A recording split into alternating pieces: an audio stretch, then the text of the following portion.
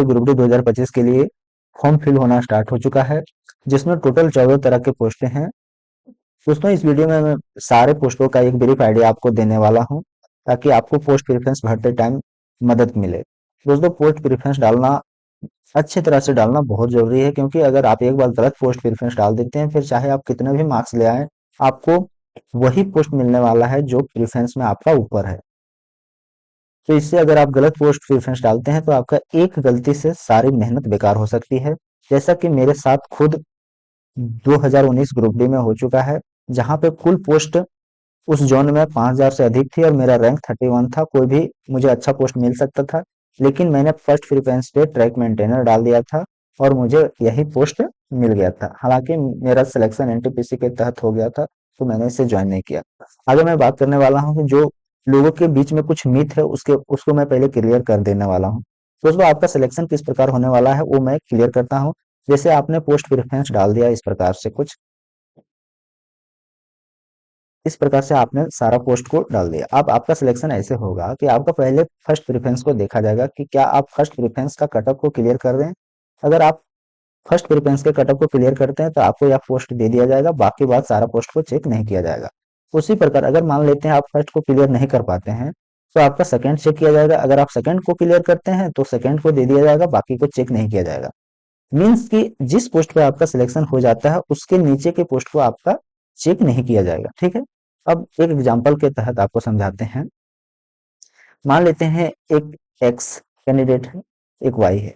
ठीक है, x candidate का मार्क्स जो है वो 76 है, दूसरा कैंडिडेट का मार्क्स 75 है। ठीक है, इसने जो एक्स कैंडिडेट है वो फर्स्ट प्रेफरेंस पे डाल दिया है ट्रैकमैन, और नीचे 14th नंबर पे डाल दिया, या फिर कहीं भी बीच में 14th नंबर पे डाल दिया है पॉइंट्समैन। लेकिन दूसरा कैंडिडेट जो है वो पहले नंबर पे डाल दिया है पॉइंट्समैन, और नीचे कहीं पे डाला है, मान लेते हैं 14 नंबर पे ट्रैकमैन। ठीक है, अब दोनों का देखिए, ट्रैकमैन यहाँ भी है, ट्रैकमैन यहाँ भी है। अब ये मैटर नहीं करता है कि आप पहले नंबर पे डाले हैं या फिर 14 नंबर पे डाले हैं, उस सेम पोस्ट के लिए सेम जोन में सेम पोस्ट के लिए सेम कटअप जाएगा। तो मान लेते हैं ये दोनों सेम जोन से फॉर्म फिल किया है, और मान लेते हैं कि ट्रैकमैन का जो कटअप गया है वो 65 गया है। तो इसके लिए फर्स्ट वाले के लिए भी 65 होगा, सेकंड वाले के लिए भी 65 होगा, और पॉइंट्समैन के लिए जो कटअप है वो 70 गया हुआ है। दोनों के लिए 70 ही रहेगा। अब देखिए दोस्तों, जो पॉइंट्समैन और ट्रैकमैन में जो अच्छा पोस्ट है वो पॉइंट्समैन है। अगर आपको आइडिया नहीं होगा तो आप समझ लीजिए, जान लीजिए, आगे आगे आपको इसका जॉब प्रोफाइल भी बताऊंगा तो वहां से आप क्लियर हो जाएंगे। तो देखिए, दोनों जो हैं, एक्स और वाई दोनों इसका कटअप को क्लियर कर रहे हैं, लेकिन पोस्ट प्रेफरेंस में इसने 14 नंबर पे डाला है और इसने फर्स्ट नंबर पे डाला है। और इस जो एक्स कैंडिडेट है वो फर्स्ट प्रेफरेंस पे ट्रैकमैन डाला है, जिसका कटअप 65 गया है, और इसका ओरिजिनल मार्क्स जो है 76 आया है। तो ये पहले वाला ही कटअप क्लियर कर गया, इसलिए उसको फर्स्ट प्रेफरेंस ही दे दिया जाएगा। बाकी आप किस नंबर पे क्या रखें कोई मैटर नहीं करता, बाकी चेक नहीं किया जाएगा। और यहाँ पे देखिए, एक्स कैंडिडेट से ये कम नंबर लाया, लेकिन थोड़ा सा होशियार था, इन्हें फर्स्ट प्रेफरेंस पे पॉइंट्समैन दे दिया और इसका कटअप 70 है और इसने क्लियर कर दिया, तो इसको पॉइंट्समैन मिल जाएगा, बाकी नीचे चेक नहीं किया जाएगा। तो यहाँ से आप समझिए कि दो कैंडिडेट था, इन्होंने ज्यादा नंबर लाया फिर भी इसको अच्छा पोस्ट नहीं मिला, क्योंकि इन्होंने पोस्ट प्रेफरेंस अच्छी तरह से नहीं भरा। और दूसरा कैंडिडेट जो था वो AZY क्लासेस को फॉलो करता था, पोस्ट प्रेफरेंस को अच्छा तरह से समझ चुका था, और इन्होंने फर्स्ट नंबर पे पॉइंट्समैन दे दिया, और इसका नंबर इससे कम होने के बावजूद भी इसे अच्छा पोस्ट मिल गया।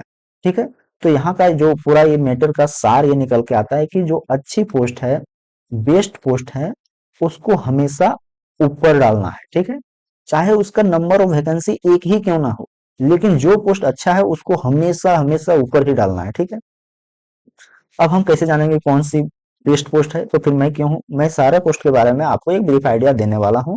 ठीक है, तो चलिए आगे बढ़ते हैं। तो पहला जो पोस्ट है वो है पॉइंट्समैन बी। पॉइंट्समैन का जो पोस्ट है वो सबसे बढ़िया पोस्ट माना जाता है ग्रुप डी में। ठीक है, इसमें क्या है कि आपको एक मैक्सिमम एक स्टेशन पे ही इसका पोस्टिंग किया जाता है। 8 घंटा का यहाँ पे वर्किंग आवर होता है। आपको एक स्टेशन मास्टर को असिस्ट करना, यानी स्टेशन मास्टर को हेल्प करना होता है। स्टेशन मास्टर के अंदर आपको ये काम करना है। ठीक है, अब इसमें काम क्या है वो पहले मैं बता देता हूँ। पहला इसमें संटिंग यानी कि जो ट्रेन होता है उसको संटिंग यानी जोड़ने का काम होता है। दूसरा काम क्या है इसमें, यहाँ पे संटिंग इसको भी कहते हैं, जो ट्रैक पे चेंज करना होता है। जैसे मान लेते हैं कोई ट्रेन आ रहा है, उसको इस ट्रैक पे ले जाना है, तो ये काम होता है स्टेशन मास्टर के द्वारा। बट कभी कभी स्टेशन मास्टर का कुछ तकनीकी प्रॉब्लम के कारण नहीं हो पाता है, तो वहां पे जा करके पॉइंट्समैन के द्वारा इसे मैन्युअली किया जाता है। ठीक है, और इसका काम क्या है, और यहाँ पे झंडा दिखाना, जो सिग्नल होता है ग्रीन और रेड का, वो झंडा दिखाने का काम होता है पॉइंट्समैन का। ठीक है, तो ये सारे इनका काम है, और भी छोटे मोटे काम होते हैं। तो जो सारे पोस्ट हैं उसमें से जो सबसे बेस्ट पोस्ट है वो पॉइंट्समैन है। साथ ही साथ इसका जो सिलेक्शन जो है, इसके बाद यानी कि अगर आप पॉइंट्समैन बन जाते हैं तो इसके जीडीसी के थ्रू जो इंटरनल एग्जाम होता है, डिपार्टमेंटल एग्जाम होता है, उसके तहत आप अलग अलग पोस्ट में जाने का चांसेस अदर पोस्ट के अपेक्षा सबसे ज्यादा होता है। इसमें आप गुड्स गार्ड भी बन सकते हैं, स्टेशन मास्टर भी बन सकते हैं, यानी कि लोको पायलट भी बन सकते हैं। साथ ही साथ सीसीटीसी जो होता है, यानी कि जितने भी प्रकार का पोस्ट होता है सारे के लिए आप इलिजिबल होते हैं। डिपार्टमेंटल एग्जाम के थ्रू 2 साल के अंदर आप कोई भी पोस्ट पे सिलेक्शन ले सकते हैं। साथ ही साथ पॉइंट्समैन में जो ट्रांसफर होता है ना, वो बहुत इजी माना जाता है कि अगर आप इसमें सेलेक्ट हो जाते हैं तो आप अपने घर के नजदीक भी स्टेशन में भी अपना ट्रांसफर करवा सकते हैं। अदर पोस्ट की अपेक्षा इसमें ट्रांसफर थोड़ा इजी होता है। ठीक है, तो ये one of the best post है पूरे आरआरबी जो ग्रुप डी है, जितना 14 तरह के पोस्ट हैं उसमें से सबसे बेस्ट है पॉइंट्समैन। ठीक है, तो ये हो गया इसका वर्किंग नेचर वगैरह जो भी है।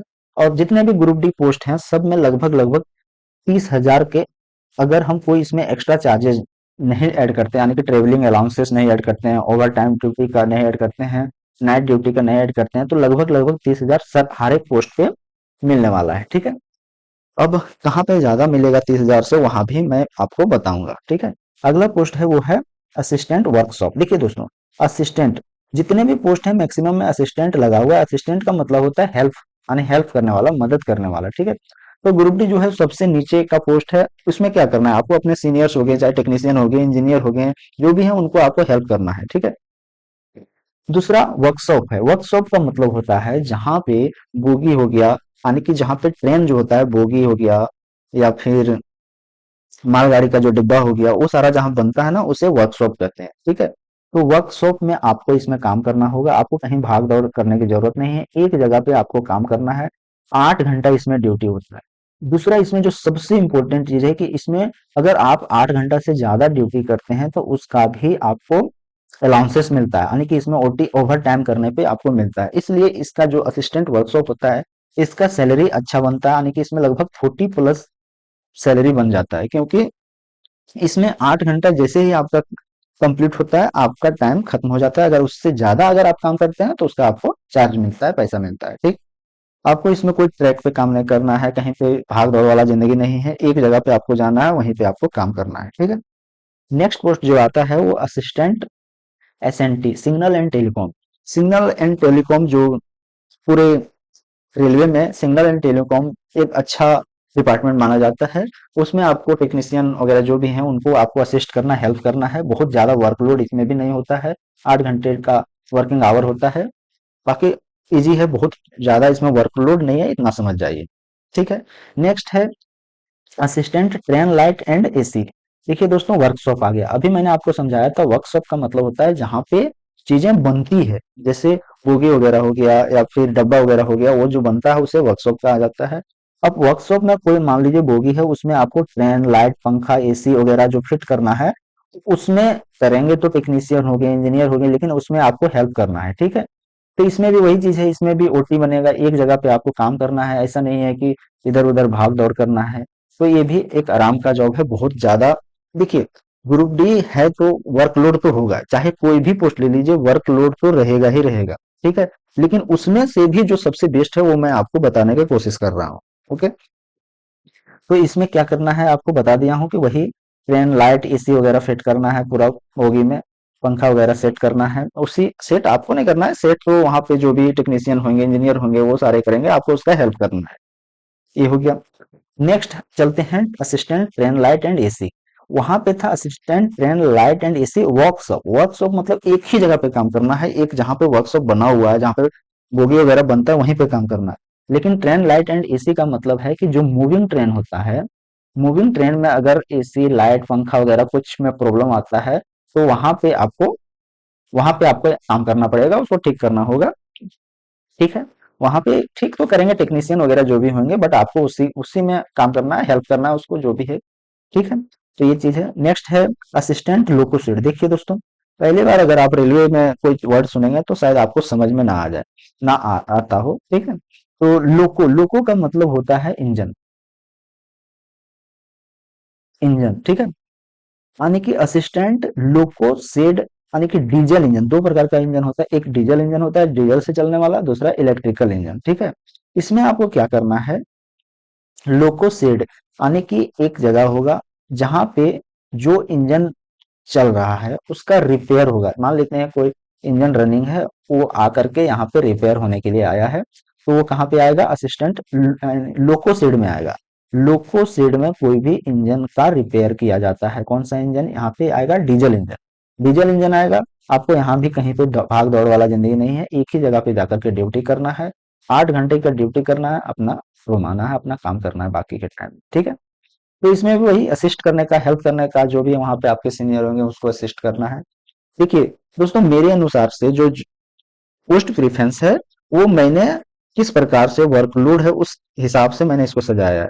अब मैंने ट्रैक पे काम करने वाला को, पोस्ट प्रेफरेंस को लास्ट में रखा है, क्योंकि मेरे अनुसार से वो काम थोड़ा सा टफ होता है।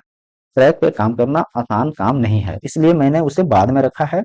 जो काम एक जगह पे है, कोई जैसे यहाँ पे पीछे बताया हुआ, अभी हम आपको वर्कशॉप हो गया, या फिर यहाँ पे लोको शेड हो गया जहाँ पे इंजन वगैरह रिपेयर होता है, तो सिर्फ एक पार्टिकुलर जगह पे होता है, तो इसलिए मैंने इसको पोस्ट प्रेफरेंस में पहले रखा हूँ। ठीक है, ये हो गया assistant loco shed diesel engine के लिए। सेम काम बस इलेक्ट्रिकल इंजन होगा, वहां पे जो काम डीजल इंजन का रिपेयर जहाँ होता है उसको लोको शेड डीजल कहेंगे, जहाँ पे इलेक्ट्रिकल इंजन का होगा उसको लोको शेड इलेक्ट्रिकल कहेंगे, बाकी दोनों काम सेम ही है। ठीक है, नेक्स्ट है असिस्टेंट पीवे। असिस्टेंट पीवे में भी अलग अलग काम है थोड़ा। इसमें क्या है कि इसमें ट्रैक के भी थोड़ा सा काम करना पड़ता है। ट्रैक के साइड में कुछ वायर वगैरह जो लगा होता है, कुछ उसका रिपेयर वगैरह जो भी है काम, वो इसके द्वारा किया जाता है। साथ ही साथ अगर कोई क्वार्टर सेल है, क्वार्टर क्वार्टर वगैरह हो गया, या फिर कोई पानी सप्लाई हो गया क्वार्टर में, तो उसमें भी जो असिस्टेंट काम करते हैं, चाहे कुछ रिपेयर करना हो इसमें क्वार्टर वगैरह में, तो उसमें भी आपको काम करना पड़ सकता है। असिस्टेंट पीवे का ट्रैक पे भी काम करना पड़ सकता है, और इधर भी काम करना पड़ सकता है। नेक्स्ट हम रखें इसमें assistant track machine. Assistant track machine क्या है वो समझिए। पहले के टाइम में क्या होता था कि जो ट्रैक होता था उसमें जो गिट्टी वगैरह है, वो सारा काम कौन करता था, जो मैनुअली किया जाता था, आदमी के द्वारा किया जाता है। लेकिन आजकल क्या है, इसमें बड़ा बड़ा मशीन लगाया जाता है, बहुत बड़े बड़े मशीनों का यूज होता है। तो आपको क्या करना है, आपको इस मशीन के साथ चलना पड़ेगा। इसमें जितना भी काम होगा आपको असिस्ट करना है, उसमें हेल्प करना है, उस मशीन के साथ आपको मूव करना है। ठीक है, इसमें क्या है कि इसमें आपका जो ट्रेवल अलाउंसेस है, टीए है, वो बहुत ज्यादा बनता है। यानी कि 30 दिन में 20 दिन तो आपको अपना स्टेशन से बाहर ही रहना पड़ेगा, स्टेशन से बाहर ही काम करना पड़ेगा। इसका मतलब है कि आपका टीए बनेगा, यानी कि 8 किलोमीटर से दूर, अगर आप अपने स्टेशन से 8 किलोमीटर से दूर जाते हैं तो आपको टीए बनना स्टार्ट हो जाता है। एक दिन में लगभग 650 500 के आसपास बनेगा। तो अगर आप 30 दिन में 20 दिन बाहर ही रहेंगे, क्योंकि ट्रैक, जो ये ट्रैक मशीन है, वो ऐसा तो है नहीं कि आपका स्टेशन के अंदर ही काम करेगा, वो हमेशा आगे बढ़ते चल जाएगा, रोज मूव करेगा ये। ठीक है, तो इसमें क्या होगा, आपको टीए मिलेगा, टीए मिलेगा, और इसमें जोड़ जाड़ के आपका 40 के प्लस इसमें सैलरी बन जाएगा। तो सैलरी के अगर नजर से देखें तो ये अच्छा पोस्ट है, बट वही है कि आपको इसमें बार बार ट्रेवल करना पड़ेगा, जहां जहां मशीन जाएगा उसके पीछे पीछे। हाँ, हालांकि इसमें काम बहुत ज्यादा नहीं होता है, काम कम ही होता है, 3 4 घंटा ही काम हो पाता है। क्योंकि देखिए, अब मान लीजिए ट्रैक है, तो ट्रैक ट्रैक पे काम कब होगा, जब वो ट्रैक खाली होगा। अब कोई मान लीजिए वो ट्रेन आ रहा है उधर से, तो इस ट्रैक को खाली करने के लिए इसको बाहर खड़ा करना पड़ेगा, फिर वो ट्रेन पास होगा, फिर उसमें काम। तो इसमें काम थोड़ा सा कम है, बट वही है कि इसमें मूवमेंट ज्यादा है, आपको इधर उधर भाग दौड़ करना पड़ेगा जिधर जिधर मशीन जाएगा। लेकिन हाँ, सैलरी उसका थोड़ा बनता है। ठीक है, नेक्स्ट है assistant carriage and wagon. Assistant carriage wagon, CNW कहते हैं इसको, सीएनडब्ल्यू कैरिज वैगन। इसमें क्या करना है, जैसे मैंने अभी पीछे बताया था कि जो इलेक्ट्रिक लोको शेड है, यहाँ पे क्या होता है, इंजन का रिपेयर होता है, चाहे वो डीजल हो या फिर इलेक्ट्रिक हो। लेकिन बाकी जो बोगी हो गया, इंजन छोड़ करके जो हो गया, उसमें कोई प्रॉब्लम है, उसका ब्रेक चेक करना है, जो भी है वो सारा चीज कहाँ पे होगा, तो वो CNW यानी कैरिज वैगन में होगा। तो यहाँ भी आपको वही असिस्ट करने का काम करना है, इंजीनियर वगैरह जो भी है उनको आपको हेल्प करने का काम होगा। ठीक है, यहाँ पे क्या होता है, यहाँ पे उसका बोगी वगैरह का रिपेयरमेंट होता है। ठीक है, नेक्स्ट चलते हैं, असिस्टेंट ऑपरेशन इलेक्ट्रिकल। इसका क्या काम है वो बता देता हूँ। इसका काम मैक्सिमम स्टेशन वगैरह पे, स्टेशन के आसपास जितने भी ऑफिसेस वगैरह हैं, वहाँ पे स्टेशन में कोई भी बिजली से रिलेटेड जितना भी है, चाहे वो पंखा हो या फिर लाइट हो, कोई भी चीज प्रॉब्लम होता है स्टेशन पे, तो वो सारा काम असिस्टेंट ऑपरेशंस का। तो ये भी थोड़ा हेक्टिक जॉब है कि तुरंत तुरंत आपको कहीं ना कहीं कहीं तो प्रॉब्लम रहता ही है, तो हर बार आपको वो जाकर के ठीक करते रहना पड़ेगा। ठीक है, तो ये असिस्टेंट ऑपरेशंस का है। असिस्टेंट ब्रिज का है, तो असिस्टेंट ब्रिज है कि जहाँ पे आप ब्रिज वगैरह बनता है, इसका अलग अलग भी काम है, बट एक है कि जहाँ ब्रिज वगैरह बनता है तो वहां भी आपको असिस्ट करना होगा, यानी हेल्प करना होगा, जो भी वहां पे काम होगा ब्रिज वगैरह बनने के टाइम में। साथ ही साथ आपको इसमें एक और काम होता है कि अगर कोई मालगाड़ी जा रहा है तो उसका जो वर्कलोड, उसमें कितना, उसका जो वजन है ना, वो आपको चेक करना होता है कि इसका वजन कितना है, इसमें यहाँ इस लिमिट से ज्यादा तो नहीं जा रहा है इसमें वजन, तो वो चीज आपको नोट करना होता है। तो ये भी इसका काम है असिस्टेंट ब्रिज का। ठीक है, पहला है कि वही ब्रिज वगैरह जहाँ बनता है वहां पे जो इंजीनियर वगैरह है उनका हेल्प करना है। ठीक है, नेक्स्ट बढ़ते हैं अगले। तो track maintainer four, one of the most बदनाम पोस्ट जो है वो ट्रैक मेंटेनर फोर है। ठीक है, इसमें आपको ज्यादा समझाने की जरूरत नहीं, आप तो खुद ही जानते होंगे, पेट्रोलिंग वगैरह का काम है, जाकर के ट्रैक पे देखना है कि सारा चीज सही है या नहीं है, कोई जानवर वगैरह मर तो नहीं गया है इसके ऊपर, या फिर जो भी है, आप इसके बारे में भली बात ही जानते होंगे, ज्यादा समझाने की मुझे नीड नहीं है। ठीक है, और जो सबसे लास्ट है वो है असिस्टेंट PRD। इसका क्या है, एक one of the most dangerous post इसको कहा जाता है। इसमें क्या काम है, ट्रैक के ऊपर में जो तार जाता है, उस तार में यानी उसका जो रिपेयर होता है ना, वो ये डिपार्टमेंट करता है, असिस्टेंट PRD। आपको उसमें हेल्प करना पड़ेगा। आप यानी कि जो मेन वायर जो जाता है, ट्रेन जहां जिस पटरी पे चलता है, उसके ऊपर यहाँ पे खड़ा होकर के काम करना होता है। हालांकि आप तो सबसे नीचे पोस्ट पे रहेंगे तो काम आपको नहीं करना पड़ेगा, हमेशा सीनियर से आगे रहेंगे, इंजीनियर वगैरह टेक्नीशियन वगैरह ऊपर रहेंगे, बट हेल्प तो आपको भी करना है, तो आपको भी वहां पे रहना है। तो ऐसा नहीं है कि आपको वहां पे वो सब ऑफ रहेगा, उस टाइम आपको काम करना है, बट हाँ इसमें भी थोड़ा सा वर्कलोड है। तो इस प्रकार से मैंने सारे पोस्टों को बता दिया हूँ कि किस पोस्ट का क्या काम है। सारे पोस्टों के बारे में लगभग लगभग सारे पोस्टों का जो वर्किंग आवर है वो 8 आवर है। डे नाइट हर बार हर ड्यूटी लगाया जा सकता है, डे भी ड्यूटी लगाया जा सकता है, नाइट भी ड्यूटी लगाया जा सकता है आपका हर पोस्ट के लिए। ठीक है, तो सारे पोस्टों के बारे में मैंने जितना हो सकता था मैंने बताया। अब देखिए दोस्तों, बहुत आपको जानने की जरूरत नहीं, हर बार हर वीडियो को देखने की जरूरत नहीं है कि इसमें कुछ नया है। जितना हो सकता था मैंने अपने कुछ दोस्तों से बात करके जानकारी लिया हूँ और मैंने आपके साथ साझा करने का कोशिश किया हूँ।